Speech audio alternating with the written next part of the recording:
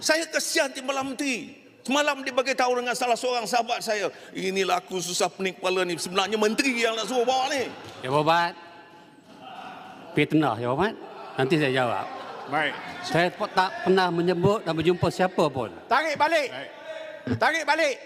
Baik, baik. Saya nak maklumkan, Larut. saya kesian kepada dia. Saya tak menunduh dia. Kesian tak tu dia, tapi yang berjumpa dengan fitnah. Oh, jadi maknanya menteri sendiri. Awak sendiri yang tak bawa benda ni.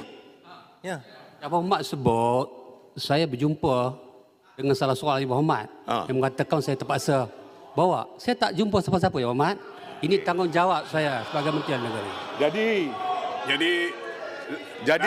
Jadi maknanya tak Dia- betul lah. Timbalan Menteri tak berjumpa dengan siapa-siapa. Jadi tak betul lah. Tak betul lah apa yang kawan saya sebut ni. Yes. Ya. Tarik balik. Baik, Yang Berhormat, please landing. Ya. Landing boleh dah habis.